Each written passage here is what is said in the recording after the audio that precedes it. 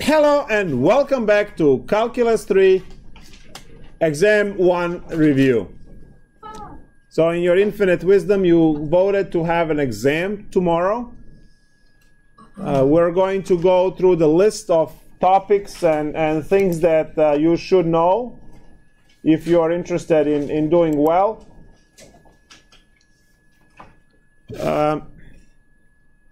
So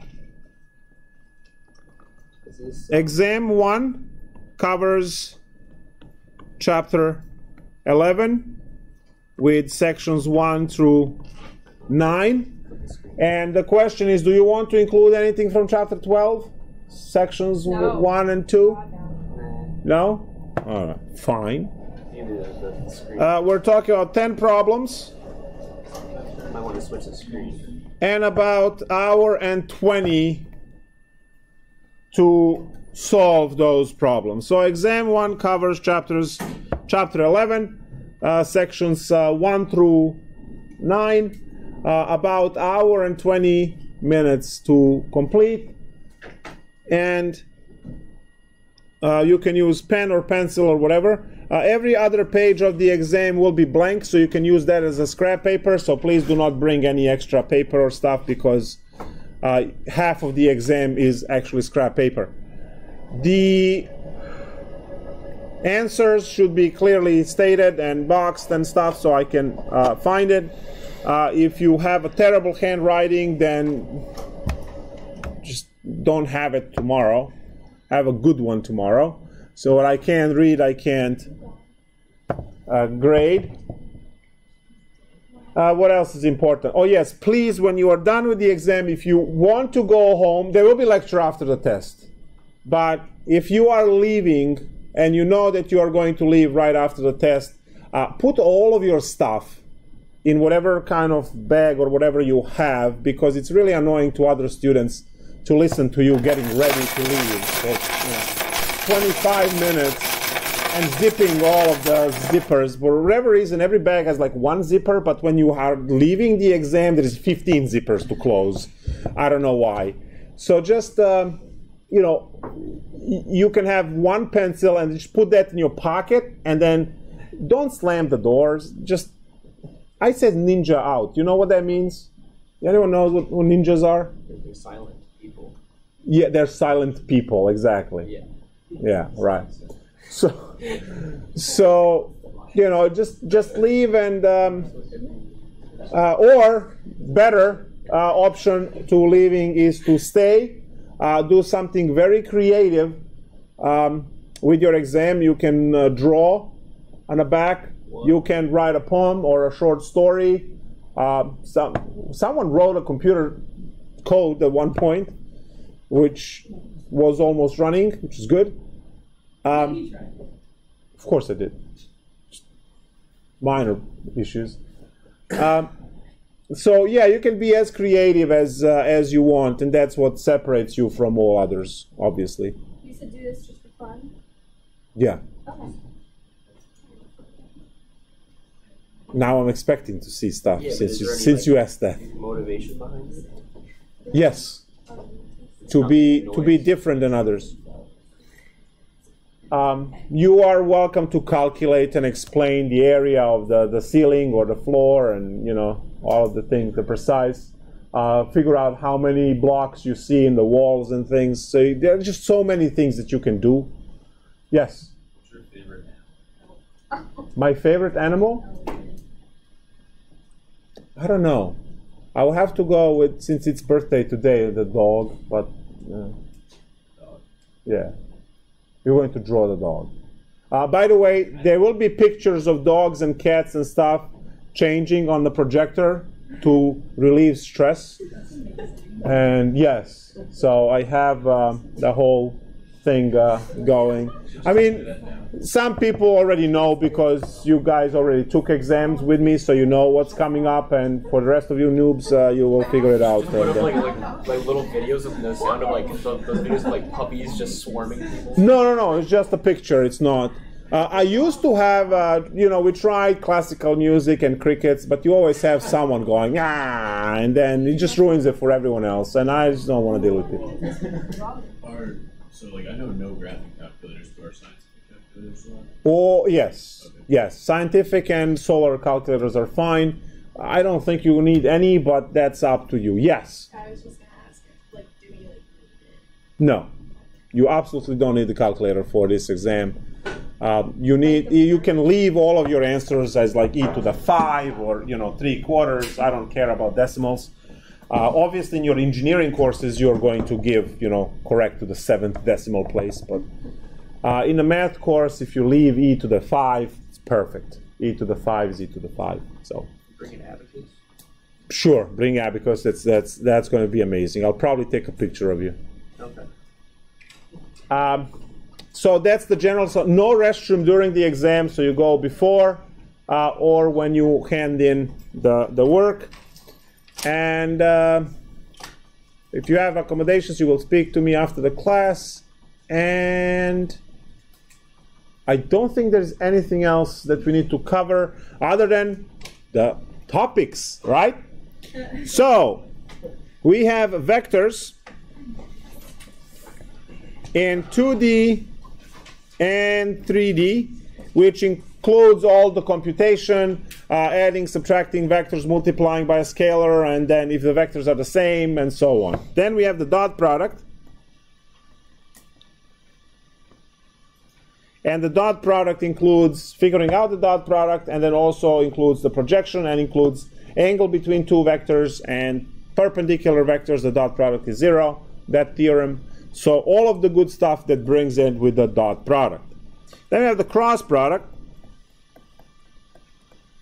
Obviously know how to compute cross product and what is it for. We already know that the cross product is responsible to create a plane, that's the normal vector for the plane. We know that. You take two vectors, you cross them, and you get the vector that is perpendicular to both. So all of that stuff is important. Then we have lines and curves in space.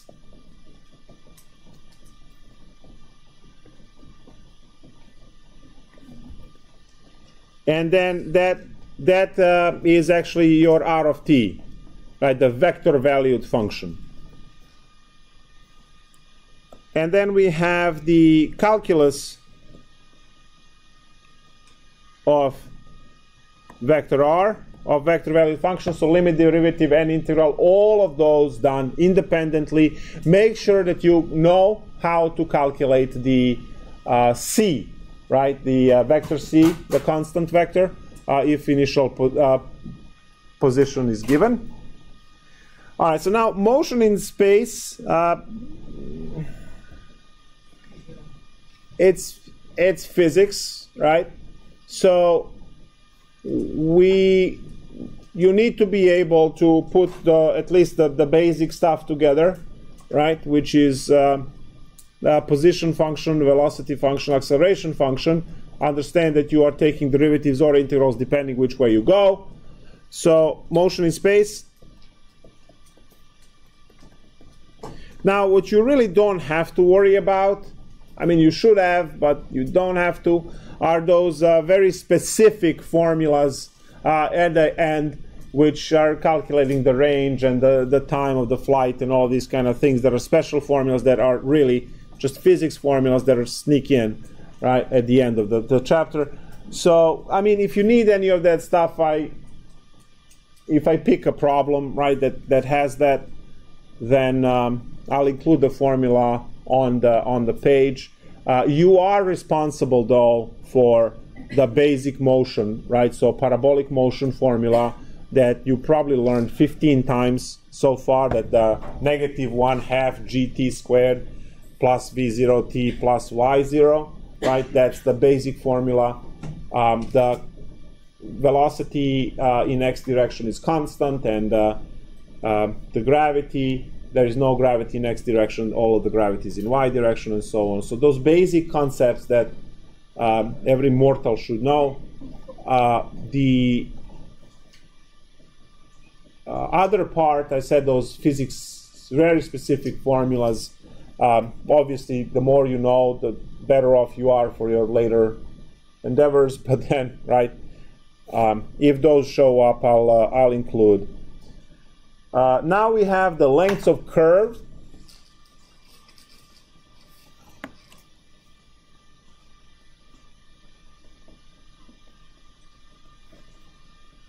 Length of curve.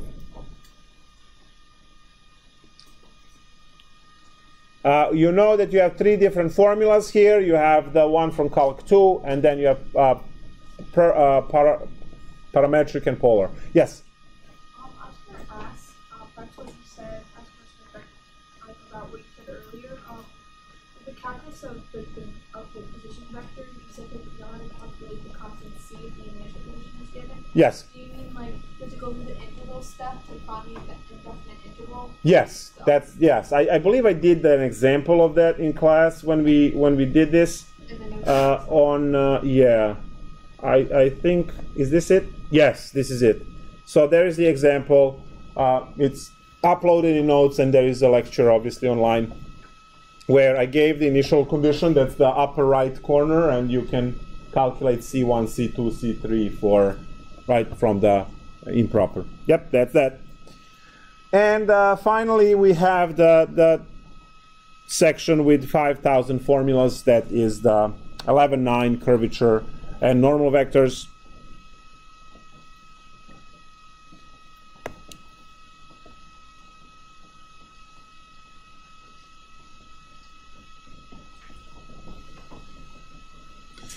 So curvature and normal vectors, those.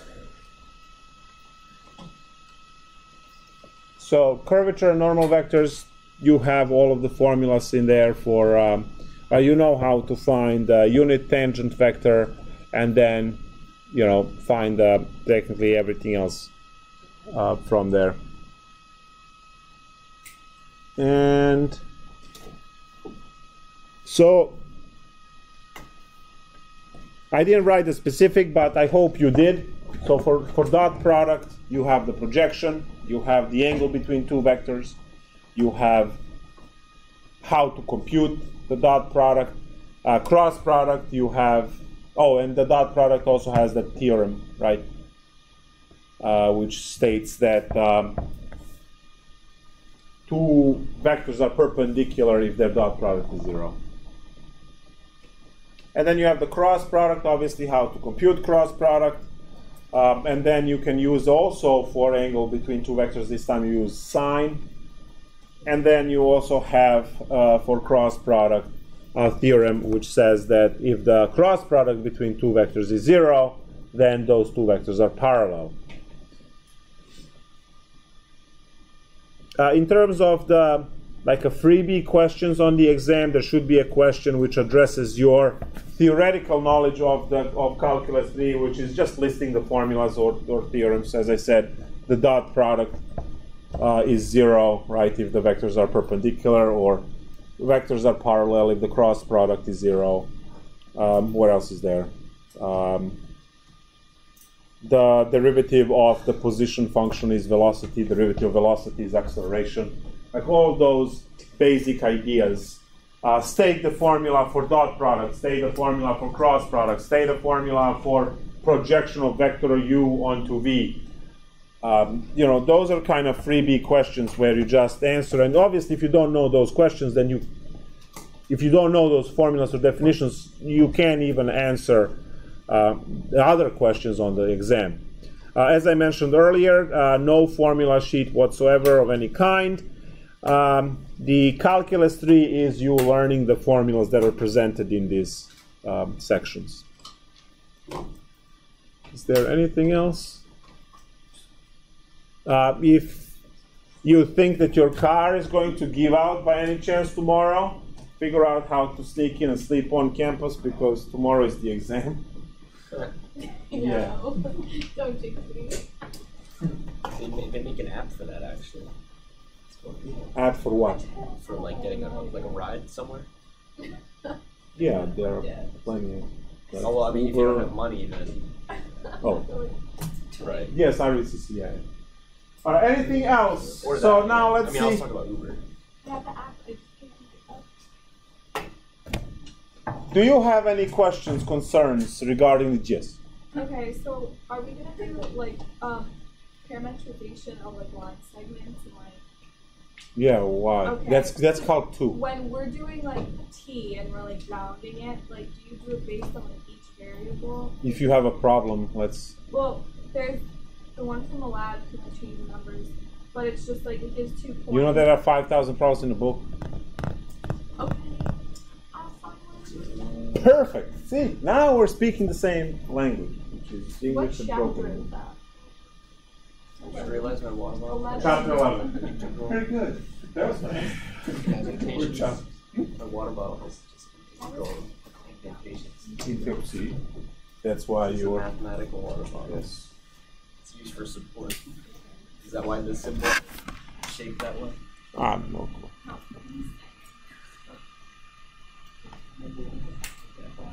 Sometimes you just gotta speak without really knowing what you're talking Look at it. Stuff like tangential velocity, tangential acceleration, that stuff. Like I found questions about it in the 11.9. Well, that was at the end again. That's the specific physics specific stuff. yeah. Right. So we know how to compute the components of It's very. acceleration. I'm just gonna write A over and it. A2. Yeah. What about the tangential acceleration and the Yeah, those were the 3 questions before. Okay, so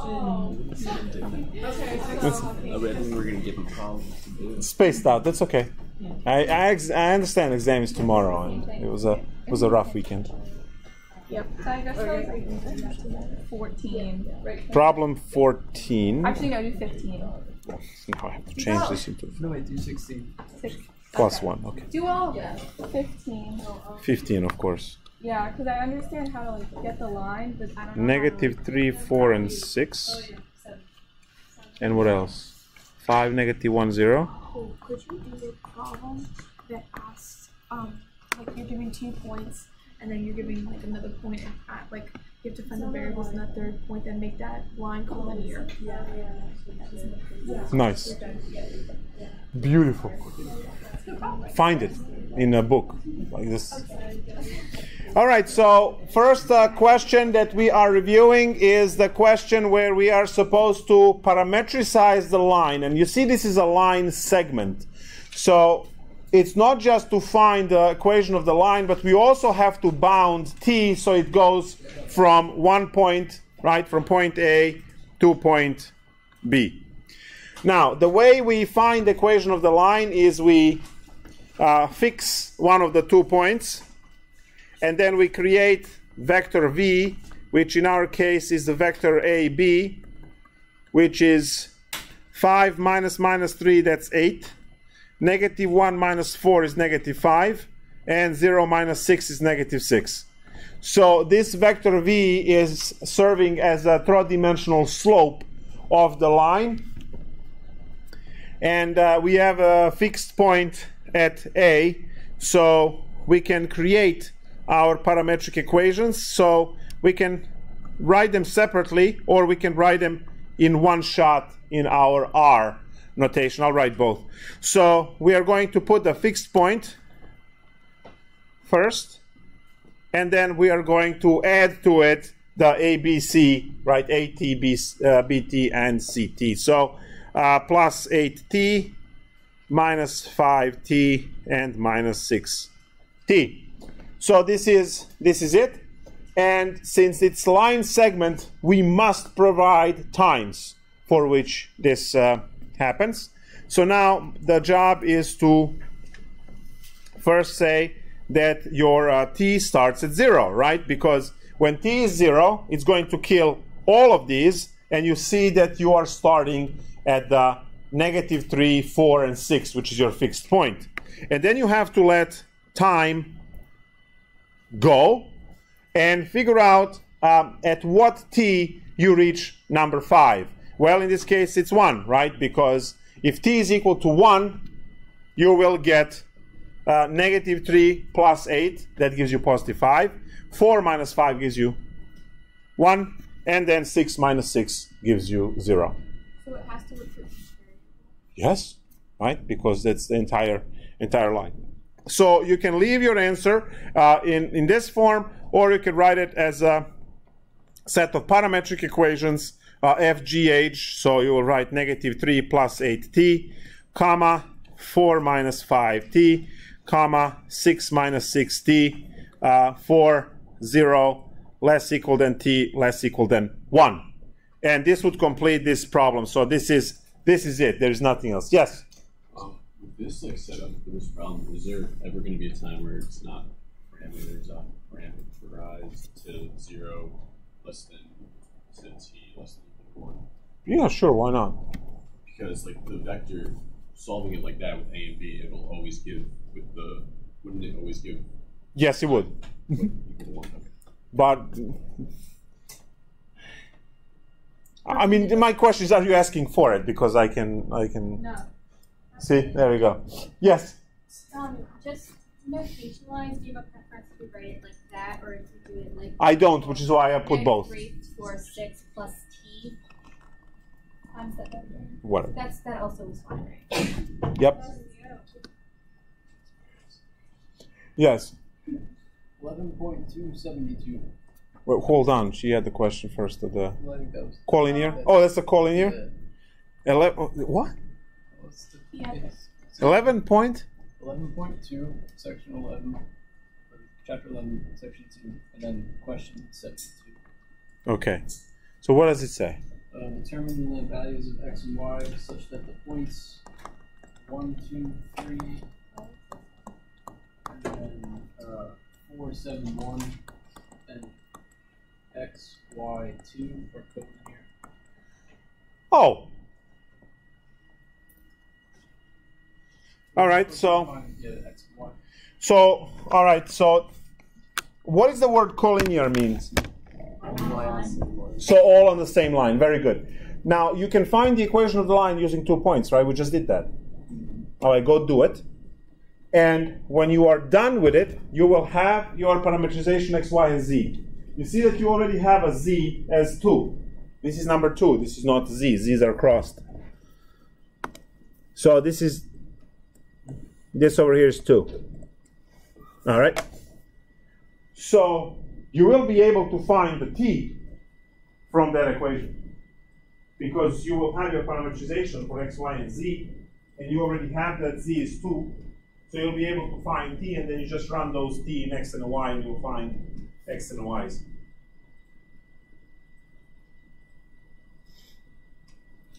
All right, let's go. You have 18 seconds.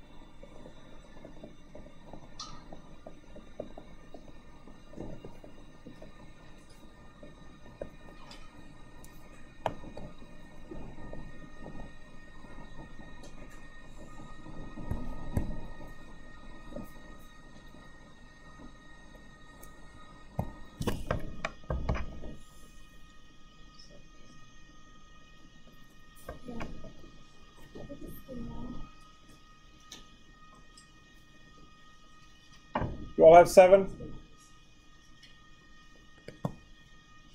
No? We all have what? Good. 7. Oh. Good. So that would be wrong.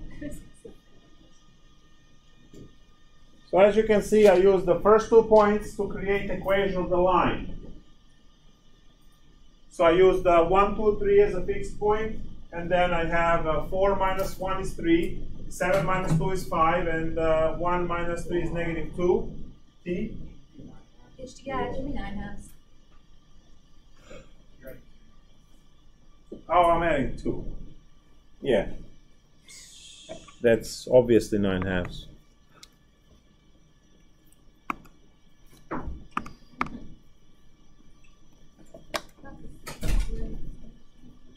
So the third point, we have 1 coordinate for the third point. We use that coordinate to find at what time we reach that point, and it happened to be at time 1/2. So you can also see that if you are using this as a line segment being from 0 to 1, right, that t equals 1/2, this is a midpoint between the two. And you can see that because it's going to be the average of all of these. 4 plus 1 is 5, that's 5 halves. 2 plus 7 is 9, average of that is 9 halves. And then 1 plus 3 is 4, half of that is 2. So this is a midpoint because it is the midway, right? The time was half between 0 and 2 for the line segment. Good. Any other questions, concerns? You all good with the dot product? All good with the cross product? You know what the cross product gives us? Right. Can we just real quick, the right hand rule is like, Yeah, as you wrap around with the thumb up, as you wrap around, your fingers have to hit X first and then Y, and then go hit negative X and then negative Y and then X again, right? Because you have 4 X's in the.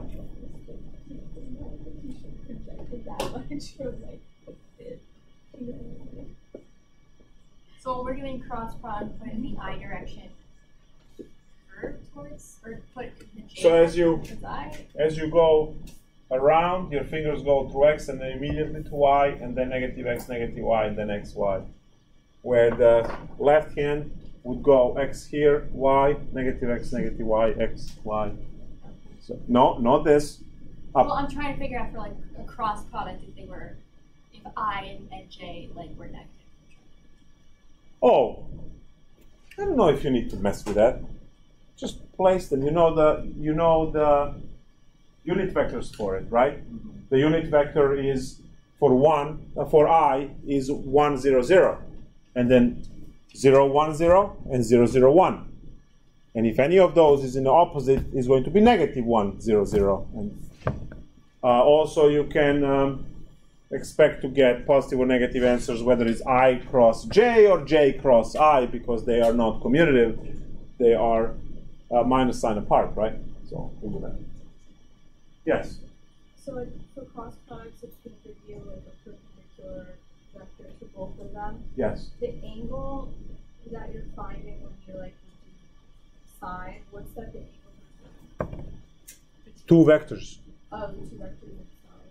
Yes, because the cross, yes. So that's the 2 vectors that are in the plane. It has nothing to do with like the line they produce. No, because you are actually, the formula works with magnitudes of the, not vectors itself. So vector itself is perpendicular, but you are looking at the magnitude of the cross product is equal to magnitude of u times magnitude of e times sine of the angle in between. The only way to find the actual cross product is by the determinant one, right? Unless you have magnitudes and, right?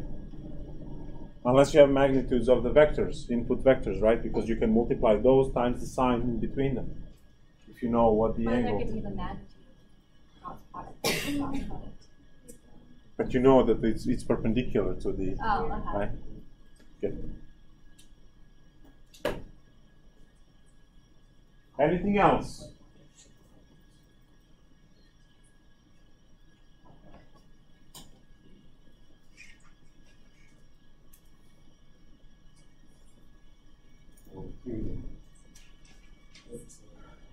All good? We'll see tomorrow, right? We even have enough shares if everyone shows up. Yes. We do. Yeah, we did. So the last piece of advice before I shut this down, because I wanted to be here, is the most important part of everything is rest. I mean, you are in Calculus 3, you survived Calc 2 and many classes before this, and took tests many times. Nothing beats rested brain.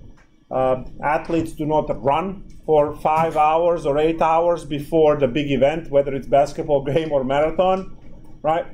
They don't run. Yes, you warm up, so sure, before exam you can just, do some casual reading of Calculus 3, but, if you wake up, let's say at 6 a.m. and you study all day and you show up for the exam, you already used up and burned all of your energy, and clearly you can't perform well. That should be common sense, that you are going to do terrible, because you're just wasted by that time. Mentally, pretty much no one is able to do more than 3 hours of academic work in one shot. So, yeah. That's that part. And then also much worse than that is not to sleep the night before, because now you have to sit and memorize all the formulas and so on. Clearly, right, your brain will be tired again. And then also if you are, on those 5-hour energies and things, and they run out too, and then you collapse. So let's see who's going to have bloody eyes tomorrow. Right? So look around and say, you didn't sleep, right? If you haven't studied so far, you haven't learned anything so far, chances are pretty much zero that you will do anything tonight or tomorrow other than just cram, and get everything confused, and then you will tell me that you are a bad test taker. No, you're not a bad test taker. Test taking skill is very easy. And that is, you write your name and you look at every problem on a test first. And if you are prepared for the exam, you should be able to answer half of the exam or more in the first 15 minutes. That is standard for everyone. And then, if you're prepared. So if you use that, you will never have to use that excuse of you are a bad test taker. Right? It's just that doesn't exist. You either know what to do or you don't know what to do. And I just told you what to do. You take the test, write your name, and then put the pencil down and just go through every page, and you say, okay, so problems, 2, 3, 5, 9, and 10 are joke, and you do those within 15 minutes, and that's half of your exam. And then you go and slowly get the rest. So solving half of the test in 15 minutes and knowing it's pretty much correct and 100%, plus 7 on your quizzes is already 57. And then with every extra problem, which actually 57 actually passes you in the class, if you think about it, because you have all the other free grade, which is 30% in the class, right? So if you're doing all the homework and class preps and stuff, you just need to make 57 in each test, and that's not a problem. So, do yourself a favor, good night of sleep, right? 6 hours, and then the full 6 hours, and then don't kill yourself tomorrow. So walk outside, or you go to your work. Don't just call out from work. I have to study for calc. When I hear that, I'm like, I have to go study for chemistry or for bio. You don't study. None of those things care about you. You don't study for them. You study for yourself to learn something and be useful in society. That's what you're doing. If you don't know anything, then you're just not. It's very simple. So, yeah, those are some tips. Hopefully, will work tomorrow. I'll see you all in this room at 4:30. Right? Good. Bye.